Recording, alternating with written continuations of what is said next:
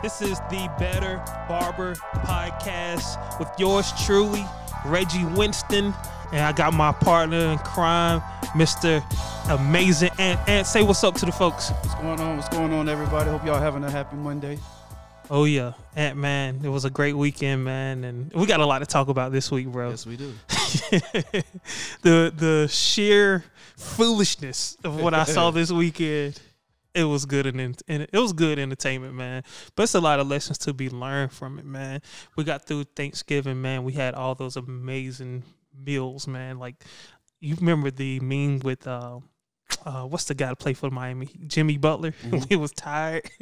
I seen the meme like, that's what my microwave looking like from all the warming up, man. So not Chris, but Ant. Christmas is here, man. I know because of faith you don't really participate, man. But is there anything in this season, not just a holiday season, but is there anything that you look forward to, man? Is it like a meal or something, the changing of the leaves or the snow? What do you look forward to, bro? I mean, I do like that time of the year where, it's where you can dress up, you know what I'm saying, go outside, take great pictures, stuff like that. So I do take that to heed. I like that. And then just the togetherness of people when they come together, you know what I'm saying, that time of the year, everybody is happy, jolly, you know what I'm saying, stuff like that. I really don't have a per se meal that I like, you know what I'm saying, but I like all kind of food. But like I said, we were talking about it, I guess, and I kind of mentioned it when we were talking about what do we like for like Thanksgiving. Yeah. And I said eggnog. Spiked eggnog. Yeah. I like that during that time of year. So. I gotta get a bottle, man, before they sell out.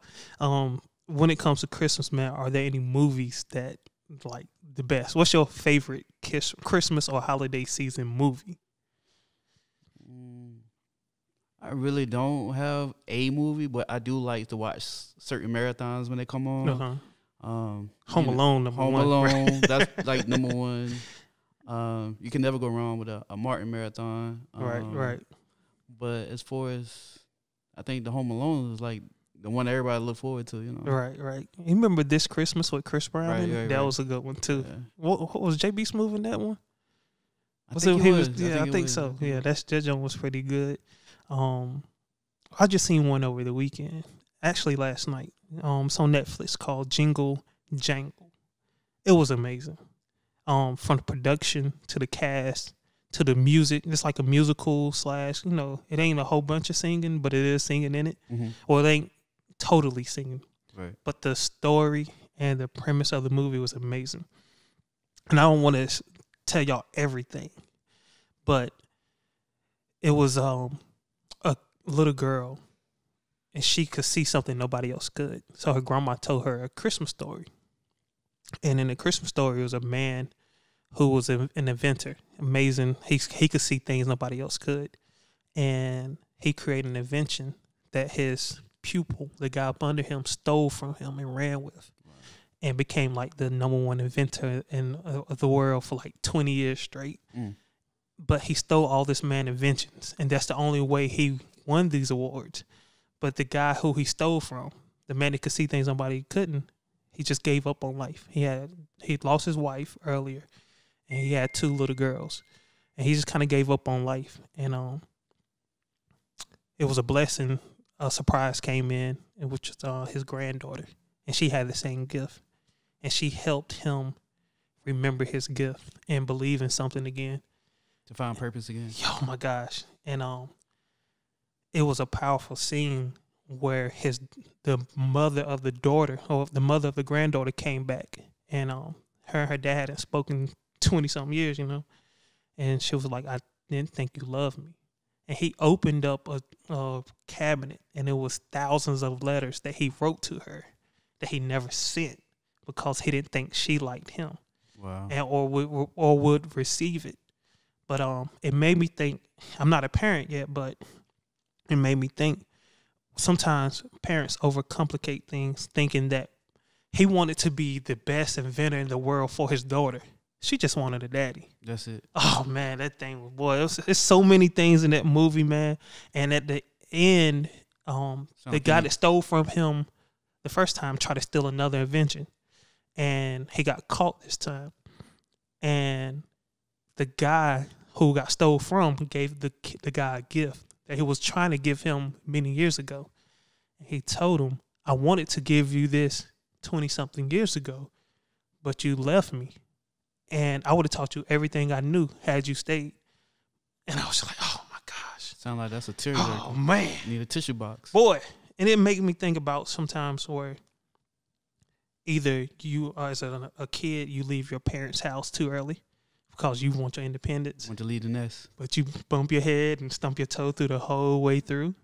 Or you're a mentor, you're on a higher level, and you see greatness in someone under you, and you want to pour into them, and they do you dirty and leave you and steal from you and claim all your stuff, but they haven't developed their talents just yet, and they have to come back to you, and you have to have that conversation. So that was just amazing movie. Like the music was put together well, the production on the set, like the way everything looked, it was amazing.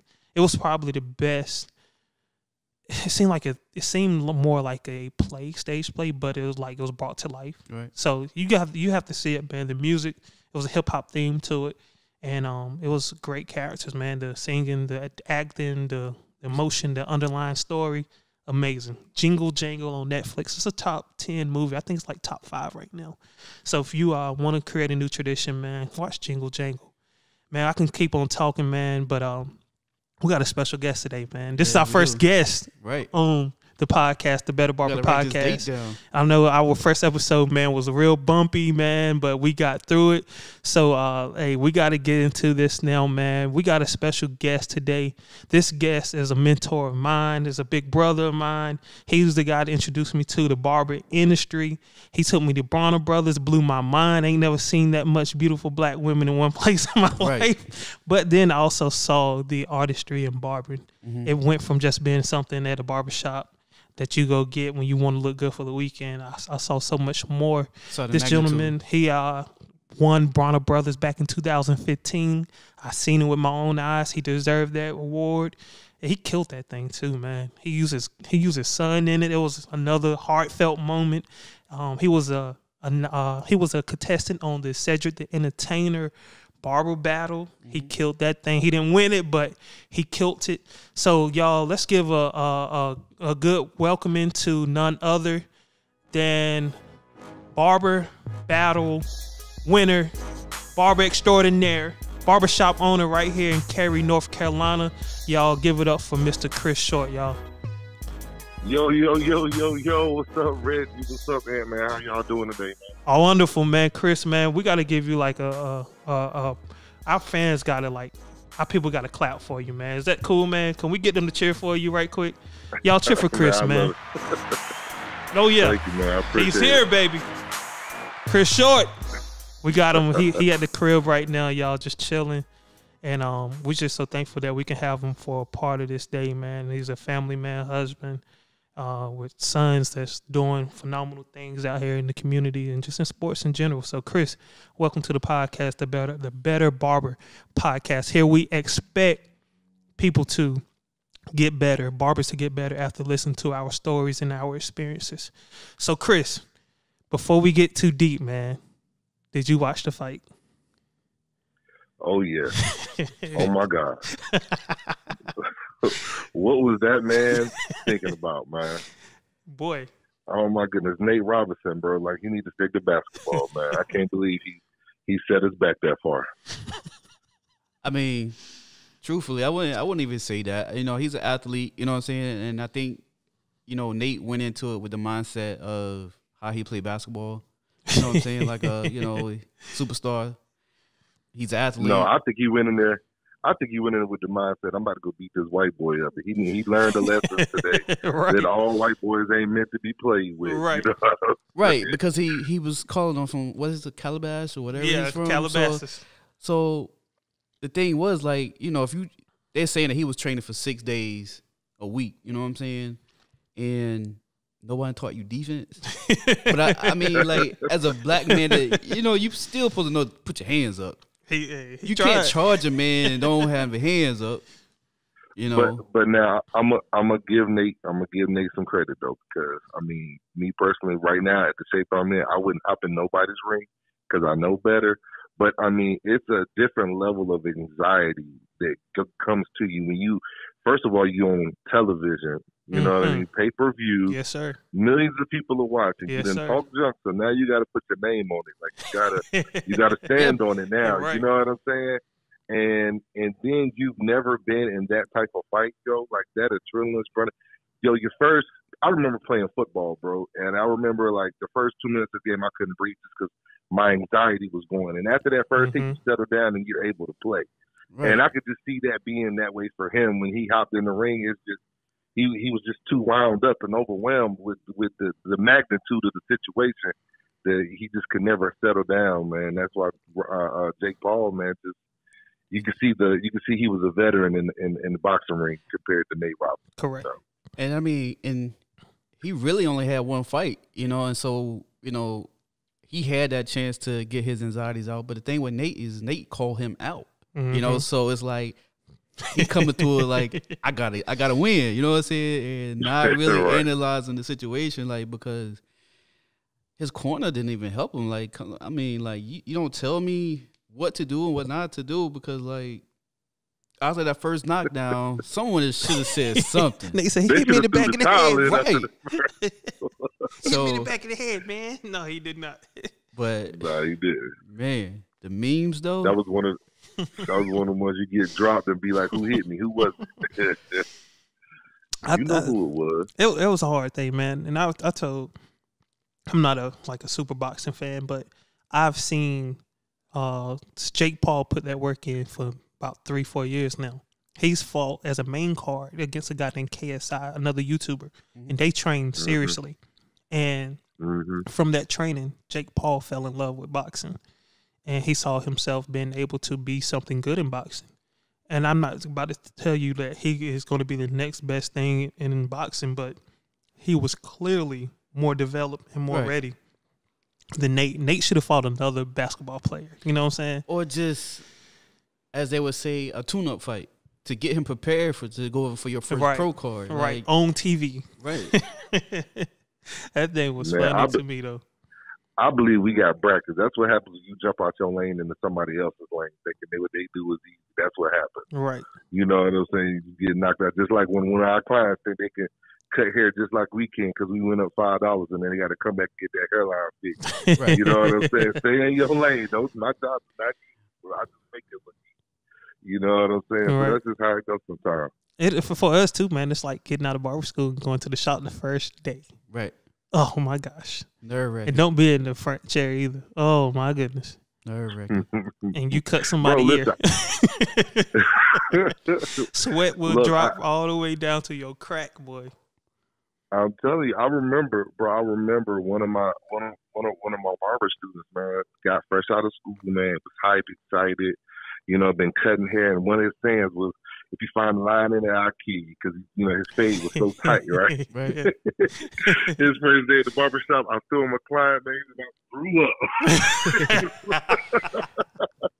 He was so nervous. I was like, come on, man, calm down. It's okay, man. Just don't hook him up. We ain't going to let him walk out messed up. But that's just a good thing. And the pressure, when the lights is on for real, you can train and you can do all the different things you want to do, man. But when it's showtime, it takes a special person to show up, man, when the lights come on. Man. Right. That's a saying that, like, Tyson used to say, everybody have a plan till they get hit. And that's the thing. Like, you know, we all have that desire to do something until we put in the limelight, you know. So, but to piggyback on the Nate Robinson thing, I think that, you know, he needed that, you know what I'm saying? That loss. And I think now, and I hope that as like we say for the culture, I hope that someone like Mayweather or somebody like that come in his defense and teach him, you know what I'm saying, show him the ropes. Like he need that, because the corner that he had, that's obviously not working for him. Right. So I would think someone like a veteran, like even that was on the panel, like Sugar Ray or someone like that, someone that actually knows boxing, even if it's Roy Jones or Mike or somebody actually put him in the corner, they see what, you know, I really believe like he had the capability of fighting, but it wasn't presented, you know what I'm saying? He started just like this year, you know? Right. He started this year And after he called out. And that was way too early to come out for a pro card. Right. And I would say this too, guys, man. Let's flip this though, man. It was entertaining. It was fun to see. And they go down in all the memes. But how many things have we not tried because we was afraid to fail in front of others? A lot. You feel me? A lot. So, he was strong enough and man enough and bold enough to fail in front of other people. It takes like a true character to do that. Right. And right. he got kids, a wife, everybody looking at him, depending on him. And his kids see him get knocked out. But they also get to see their dad stand back up. So that is powerful in itself. And whoever listened to this, man, it's going to be challenging when you get knocked out and fail in front of other people to get back up. But that's what you're supposed to do. That's the true strength, is to do it again or get back up and start life over. So whoever's out there, man, like, oh, man, don't quit. Cause Chris, just imagine, man, if you would have quit the first time you lost at Bronner Brothers in front of all those people, bro. That's true. How many times did you compete in Bronner Brothers before you won that first place, man? Man, what, 4 or 5 times? I think at least 4 or 5. And that one was televised, like, you know what I'm saying? Right. Oh, man. And we had some of the greatest people, some of the greatest barbers to mentor us and kind of give us the ropes on how to win it. But you still got to get in there and do it. Man, I'm telling you, have you ever tried to start with an edge up in a barber battle, Chris? Start with the edge up? Yeah. Oh yeah. That was normally the secret. You hit that line first, but it's only if you can keep that hand steady. Right. That adrenaline? Oh my gosh! feel like you had a vibrator on your arm. Yes, bro. sir. Like, yeah. Man, talk to us, man, about that feeling of finally winning, bro. Talk to us about losing. How did you? What did you do to? What was the steps after losing to? Winning. Channel that into a win. Yeah. Because we've judged a few barber battles, and we've seen how some people respond after they lose. So tell me, what was your response after losing, and how did you get all the way to winning? Well, for me, man, that first competition that I went in, man, I was already there with some people I really admired, and I was competing against them. Like the Eric Cheek, the Tone Blacks, Sip the Surgeon. I mean, all these guys are the Barber Brother and the competition winners, and they even did the big $20,000 battles. Right. You know what I mean? And I just wanted to get to that stage, to get to the level that they were at, man. And they were representatives for different couple companies and all that stuff. So just to be on stage with those guys, and I didn't even place. I didn't even expect to, man. I went and I did my best, but what I did after the fact was I looked around and I was like, all right, well, what was different about him and about what I did? And I could see I didn't finish. I did too much. You know what I mean? Mm-hmm. My outfit was blank. Like what I thought was a dope outfit was not. You know what I mean? It was a little country. So I evolved a little bit because I learned some stuff from people from different cities and different areas on style. I learned to simplify my style and do what I do best, so that, because really everybody there can cut, and everybody there is going to do a good haircut. They're judging on who made the least amount of mistakes. Right. You know what I mean? Because everybody's doing a different cut. One guy did fade, one guy drew a face on the back of the head. Like, how do you really judge that against one another? Now you got to go and start saying, well, all right, whose lines are even or symmetrical all the way around? Whose blend is perfect? Whose line is straight? You know what I mean? Who doesn't have any frizzes and most polished and all of that stuff. So, and then after I went and I asked the judges, and one of the judges was like, "Yo, I really like what you did. I could just tell it wasn't finished. You know, yours is one of my favorites, but I couldn't give you the points." So it gave me a little bit of confidence that I went and asked, and okay, maybe, I tone it down a little bit and come back next year and finish. I got a shot. You know what I mean? And then I also asked some of the other guys, and they gave me some of the guys that won, and they gave me a lot of tips and pointers and encouragement to keep going. So I was real humble about the situation. Like, I didn't go in there like I was the best guy there. I knew I was wanting to learn, because I was still new in my barbering career when I actually started competing. You know what I mean? that was my way of seeing where I was in Right. comparison to everybody else in the world. You know what I mean? Correct. So it was really just a feeler type situation for me. And you know what? One thing you said that stood out, man, is that you were humble enough to ask the judges, what could you do better? Give me the feedback. And you've seen this, man. You run around with MLB, man. You're an MLB member. How many people get so upset they ready to fight when they lose? And that's the thing, I'm listening to him as he's speaking, and a lot of people, they rather, channel that into anger and like, oh, the judges are Right. wrong and Right. this and that. But the thing I like about Chris is like, instead of getting mad about the situation, he tried to learn from the situation. And that's what a lot of people, have to do, is like you said, we all can cut. Right. But you have to know what they're looking for. Correct. And if you don't know what they're looking for, you'll never win. Correct. And so that was the incentive that he did. He took and went and asked the judges, what are they looking for? So that way when he go back, he know what to do. If you don't have a purpose, then how you gonna succeed? Mm-hmm. That's real, man. I think about some of the barber battles that I've judged, man, and my guys were competing, and people felt like I was making sure my guys won. No, before the battle, we studied what the barber or what they were looking for in the competition, and of course I give my pointers. But the day of competition, I didn't even judge my guys. You know what I'm saying? Like I would step away and let somebody else judge them, and I've never gave my guys points when I did the barber battles, or if I was judging a barber battle, because I felt like that's a conflict of interest. And without surprise, the other judges noticed my guys did better than the other competition. And I've had barbers that I thought was cool, get mad with me and stop talking to me and give me, stupid attitude, and I just like, dang. Really? Yeah, I ain't gonna share no names, but they know who they are. And I think I've been to some of those competitions, man, and seen your guys actually perform. And I can say, bro, like I could tell they were very well prepared. And listen, man, that goes back to say with the Nate Robinson and the Jake Paul thing, man. Like you Jake Paul them when you showed up with a lamp, a tall stool, and all this other stuff. You know what I'm saying? Because you were battle ready. You already experienced it before, so you knew what to come prepared with. And then this other guy shows up. He doesn't have all his clippers. You know what I'm saying? Right. Didn't bring the extra light. Got to use the chair that's there for the competition. That's too short. You trying to get your customer to spin around. Like you just wasn't prepared for this level. It's levels to it. Right. You know what I'm saying? So it's not that there was any cheating or anything else like that was involved. It's just it was preparedness, and then the themes that were involved. Like there's a theme to it. Like that gives you extra points when I can stand back and look and tell what you were trying to do with your haircut and who your person is supposed to be. You know what I mean? Without it being obviously spelled out. You know what I mean? Yeah, because preparation is everything.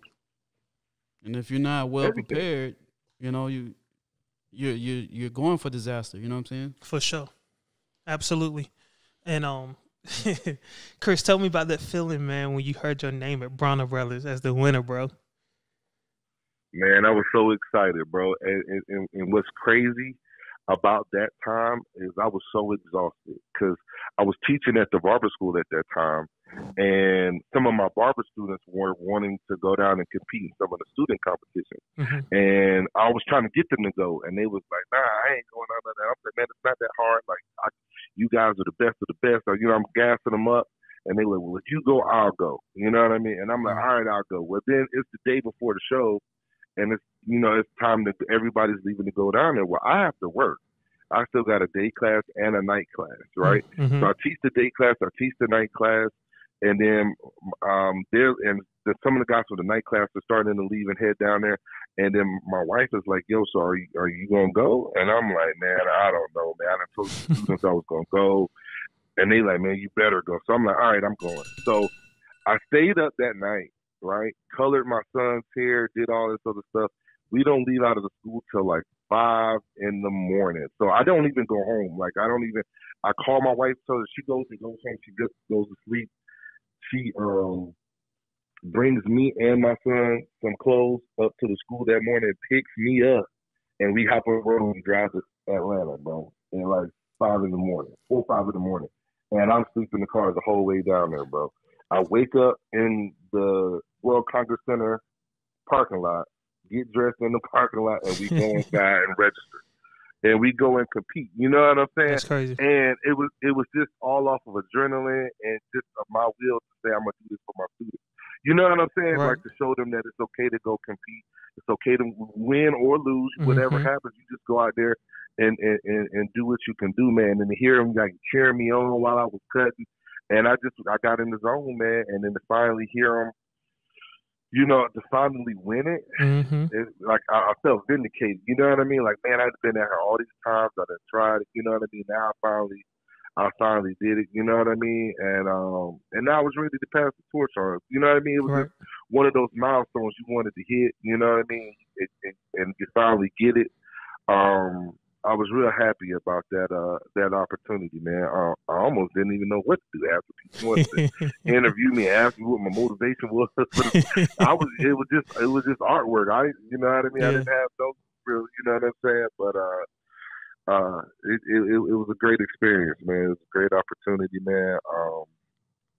And one thing I wish I would have learned how to do looking back was take advantage of the moment. You know what I'm saying? Like when you win it and the people are, you know, saying your name and asking about you, how to build that momentum and use that to your advantage. You know what I mean? Yeah. To create other opportunities for yourself. That's one of the things I kind of lacked at as far as my skill wise. You know, I'm more of an introvert a little bit. You know what I mean? So behind the chair is good for me. You know what I mean? Right. Same here, bro. But yeah, that's what's up, man. So, what could you have done though? Like have something to sell? Is what you saying? If after you won, and you know, be walking around carrying your DVD on how to fade or something? Yeah, exactly. Just being prepared in advance. Like, I mean, I was already an educator, man. There was already people like, hey, I want to learn this from you, learn that from you. You know what I'm saying? Right. And just building off that momentum on social media, like it. I was around when the social media started, but I didn't know the power that it had. And I never took the time to really master it. You know what I mean? Because I'm not really a picture-taking kind of guy. You know what I'm saying? Yeah. So, but they was making excuses, kind of like that guy you was talking about in Jingle Jangle, man. You know what I mean? You got all these skills and talents, but you got everybody got a little doubt. Even the people who do, you know, win Barber Brothers doubt themselves and their skills, and you know what I mean? At times, so even myself, I had doubt in my abilities. So, and that hindered me sometimes, like you said about, you know, being afraid to fail in front of everybody. You know what I mean? Right. So that was one of the things that I've worked on in my age as I've gotten older, you know what I mean, to kind of overcome those type of situations. Man, an old wise person told me failure is not fatal, it's feedback. It lets you know what you can do different and how you can come back better. And, man, you know, you just kind of hit it right on the head, like how we went into the segue, or how we segue into this conversation. Your students were afraid to be in the competition. And there's a lot of barbers that are afraid to do competitions. Man, they go in with these thoughts, man, you know, this joint's rigged, man, you know, they ain't real, how they go in with so much negative stuff. But the negative stuff is cover up for their fear of failing. Yeah. Yes, sir. And man, so that's just an amazing thing. And chime in, man. It's one thing that I learned from Will Smith. It's called fail early, fail often, and fail forward. And that's fast too. And you know, and Chris' story, I saw that. You know what I'm saying? So you know, he's able to recover, came back and won, and now he's able to learn and pass that forward to now be impactful for his community, and now he's able to seize the moment. Now, you know, it may not have been at that moment, but now he can, you know. Now he's able to employ others, you know. All right. And Chris, don't you wish you would have won it back in the day when the prize money was good? Oh man, what was the max, like 50? It was back in the day. It was like 1,000, right? Yeah. It was 1,000 back in the day. So I think I got like one of the last $1,000 checks. It started going down after that. Yeah, man. That junk was crazy, man. Yeah, and they make more money now. I know they make more money because they charge you to be in there now because you own the floor now. So they making more money. Right. Oh yeah. Because back in the day, like people could come who didn't even have tickets to the show and watch you compete. Now they gotta buy tickets. Yeah, they making more money. But it's all good though, man. We you know, let's boycott them until no smashing. I'm but man, no, we don't want you no, like that, man. right. But it would be nice for them to put some more money back in that barber battle, man. And they shortened the time. Back in the day, you get a whole hour, right? Mm-hmm. Now it's 30 minutes. My gosh, that's a lot in 30 but minutes. Now let me say this though, bro. That time limit thing, bro, that really sets aside like the barbers from the monsters. You know what I'm saying? Like, there's some monster barbers out here who do things and they do it really quickly. And when you can do something quickly like that, that means you've mastered it. You know what I mean? Like, I could fiddle around on a face for an hour and a half and make it look amazing. But if you can make it look amazing in 20 minutes, you know what you're doing. You know what I'm saying? Right. It's just, I gotta go back. It's just one of those things. I gotta do it again. My first 2 times doing, I got 3rd place, and the people I went against, oh my gosh, Haven, Hobbs, oh my God, only person to ever score a perfect score in Bronner Brothers. He sat right beside me, bro, and he was moving so smooth and so slow, and I'm like, he's not gonna finish his haircut. Man, he finished before me, and that thing was flawless. And where he from? Ain't he from Georgia or something? No, Haven is from St. Louis. So shout out to Haven Hobbs, man. We got to get him on this podcast too, man. And the other brother, man, was from Charlotte, man. God rest his soul, man. And you know who I'm talking about, man. Yeah, Dave. Oh, my boy. And Dave. Dave Lindsay. Yep. Dave Lindsay killed it too, man.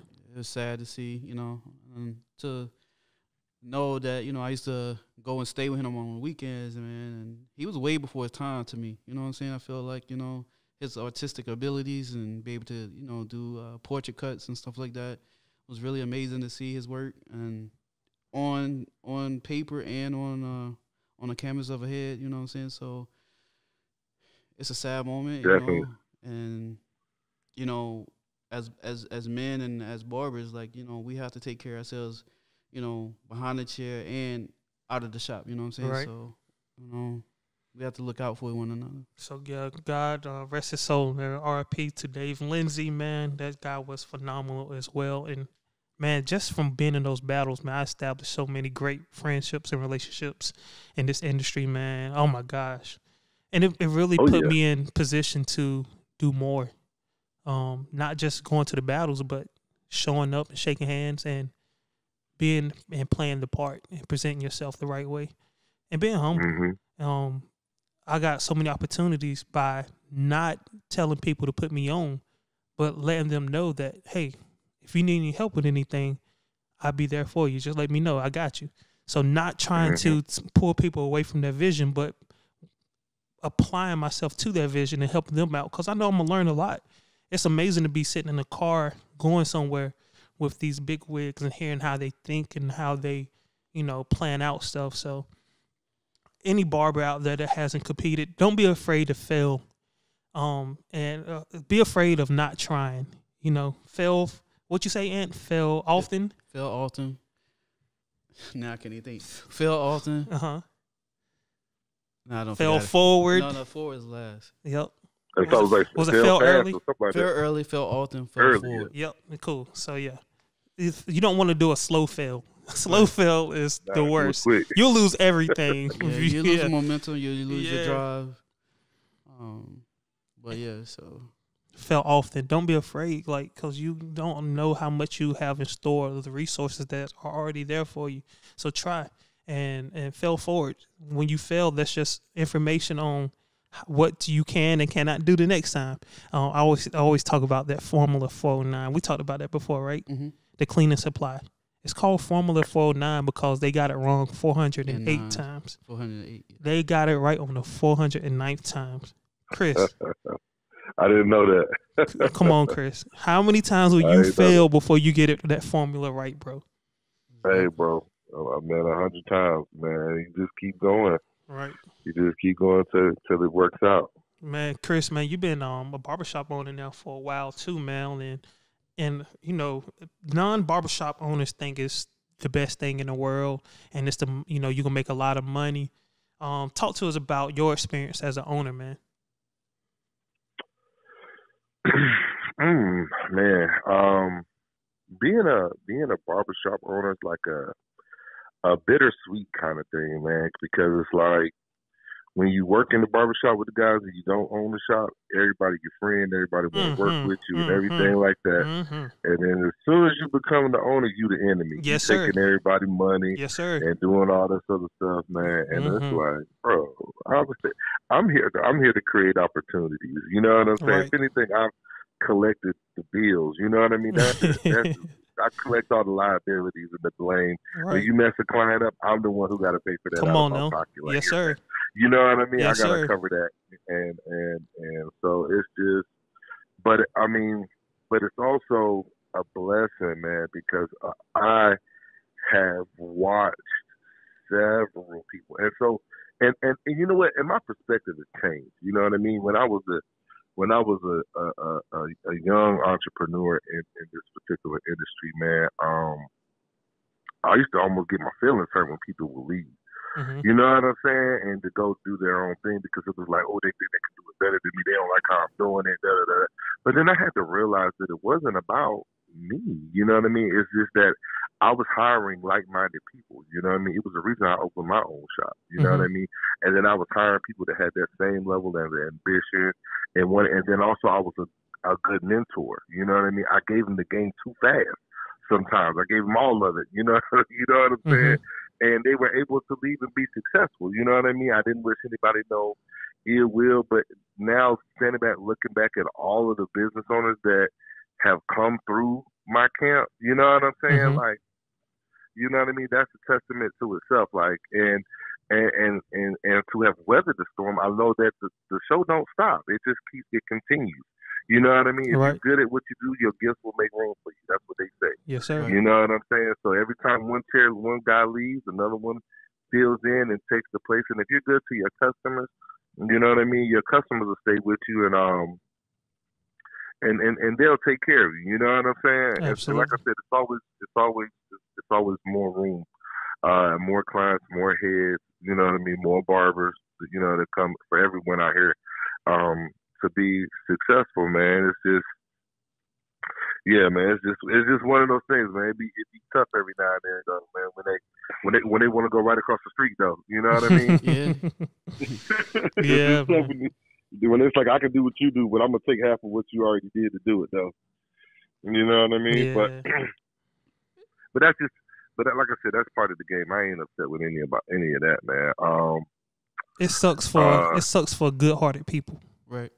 Because this thing will build callous on you. You know what I'm saying? Once you realize how people can take advantage of or just really kind of try to destroy your reputation and your integrity. Name. Right. Or you created room in your heart or in your business for someone else to flourish with you. You have this dream of having them, and y'all partnering and building more together. But deep down inside, that's not where they want it, and they weren't able to communicate that. So you feel kind of used and abused. But yeah, I feel you, bro. Like you said, man, my mind has changed my mind has shifted, my perspective has shifted. When I started, I was like, yeah, man, everybody I start with, man, we're going to build together.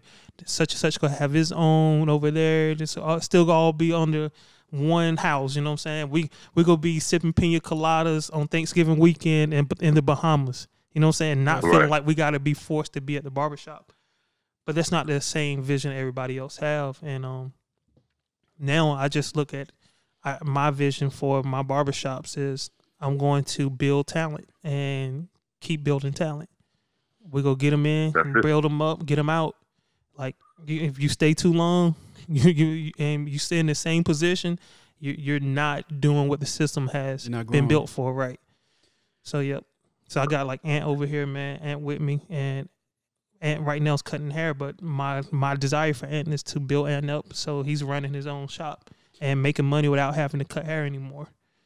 And that's the thing I appreciate about, like, Chris and yourself, you know what I'm saying? And being able to, like myself, I'm very transparent, I'm very vulnerable and open. You guys give each other, people, a platform, a place to grow. And that's one thing I really appreciate about you, Reggie. Like, you know my situation. You gave me a platform. I was able to come in and learn and grow, because it doesn't matter how long a person been cutting or whatever. whether it's 1 day or 10 years, you know, you can, in this business, you grow every day, you know, you learn something new every day.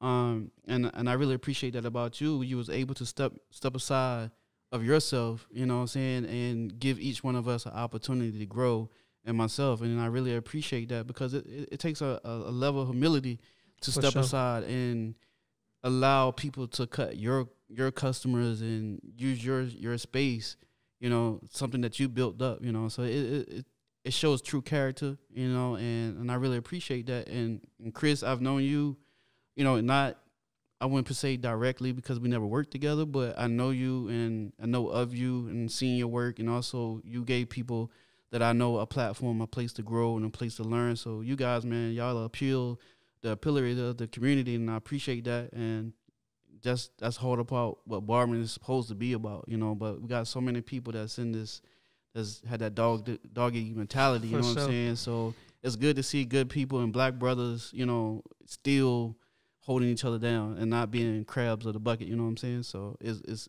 very good. Absolutely. And with Chris being a barbershop owner, I'm a barbershop owner, and we go after the same market. And it's funny sometimes when people think we're against each other, right? And not knowing the relationship we do have, right? And I don't hear like real bad, you know, full negative and F those guys, but people, you know, sometimes customers or consumers don't understand how connected we are. And I like it because I get to hear some truths from people, or there's feelings. How about that? I get to hear their true feelings from people. But I also get to see people feel like it's either or. And like we're the only two shops out there, you know what I'm saying? And their decision has to be either billionaires or the barbershop. Right. You know what I'm saying? And it has to be the one in Cary or the one over, you know what I'm saying? It's like, it's pretty dope, man, to know we're on that same level. Right. You know what I'm saying? And that's what we set out to do, man. I remember sitting and talking to Reggie about just changing the standard, and you know what I mean, in the area, and creating, so to see or to hear, you know what I mean, that is the vision that people have, or the way that people see us, you know what I mean, is that, I mean, that feels good, that's satisfying, you know what I mean, to know that we've got lightweight almost accomplished, you know what I mean, but then they let you know that there's still more work, because once you set the bar, bro, you got to keep it up there. That's key reason. Yeah, so I appreciate you guys, because I mean, I'm telling you, I stay on the Instagram page trying to figure out what else I need. Hey, look, what do you do this week? I'm telling you, man, play your own fight, bro. Because once I'm guilty of seeing what somebody else has done and feeling like I ain't did enough, or that I missed something. Yeah, you never can do the comparison. Once I shut them out and just focus on, okay, what can we do here? Man, it changes the game. Apple does not care about Microsoft and Google. Or Samsung. Right. When they compare phones, they only compare phones to their last phone. You know what I'm saying? Right. What does Microsoft them do, though? Oh, it has more processor than Apple. It has this better than Apple. Comparison game. Right. They're studying Apple and trying to beat Apple. Apple is just trying to beat their last device or their last technology. And that's the thing I like about life. You want to be 1% better than the day you were the day before. Yes, sir. And after the end of the year, it's 365% better, right? That's what I'm talking about. That's it. So, yeah, man. Look, man, it'll be great one day, man, when, you know, we tried to do the barber union or whatever, man, a couple years back. And it was just difficult to get everybody on the same page. And the big thing is we're all entrepreneurs trying to figure it out. So we don't have much time. And after we get to figure it out, we got to spend time with our wives and kids and family. So I get it, man. But one day, hopefully, we can get there, man. And I don't want to be, even like I talked to my wife about it, I don't want to be portrayed as a barber anymore. Right. I want to be a barber mogul or a barber entrepreneur, you know. Just an entrepreneur, period. Right. I want to be a business owner. Right. Every platform, not just next to the barbershop. There could be other things you can employ and give people the opportunity. You know? Right. And it's not that I don't want to be a barber. I don't want to just be classified as just that. Because once people see that, they only want you to cut hair. You don't want to be stagnant. Right. They just want me to cut hair. And there's a lot of clients that, you know, want me to cut hair again. And I know that I will one day. But right now, my value is better, or my time is better spent doing what I've been doing. So, Yeah, Chris, man, just stay focused, man. Think about what can you do better, man, with your own establishment, because you have your own principles, your own atmosphere. Just figure out, you know, what you can do better there, and it all work out.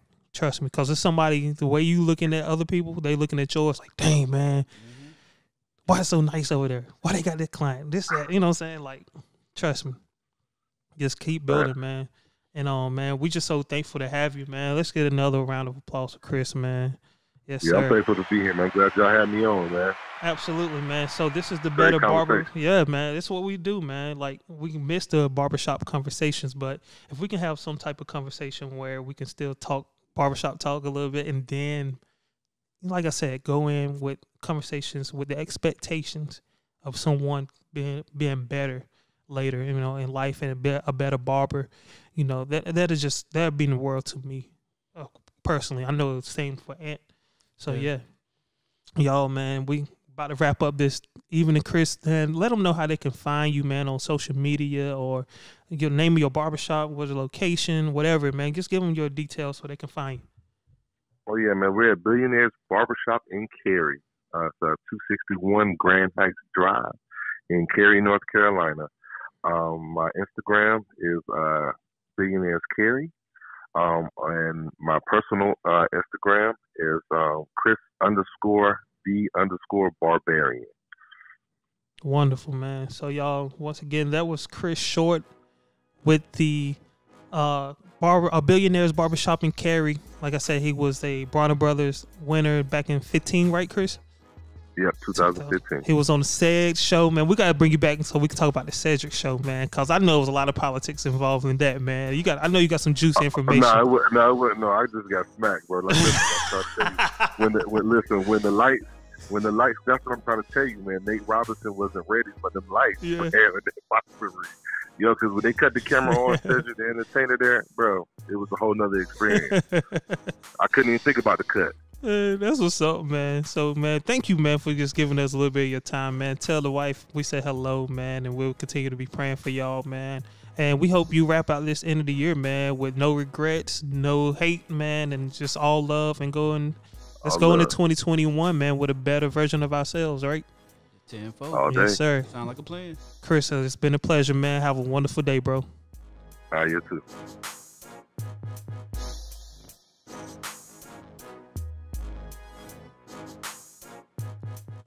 All right, y'all. So, yeah, this is the Better Barber Podcast, man. My boy, Amazing Ant, right here, my homie, my partner and them. And we had Chris Short, man, with his great, man, story, man. It's just amazing how people are afraid to fail, man. But your failures, man, can definitely put you in a position to win. So what was it? Fail early, fail often, fail fast. Fell forward. Yes, sorry. And I said failure is not fatal. It's feedback, y'all. This has been another episode of the Better Barber Podcast. We'll be bringing you more episodes. And we just want to say thank you for giving us the opportunity to be the person that you choose, or the podcast that you choose to check out and listen to. And we always like feedback. And we're going to try to get better every show, right? 10-4. Yes, sir. So we up out of this piece, man. And we just want to say thank you one last time. And come back and see us, all right? We'll be dropping every week.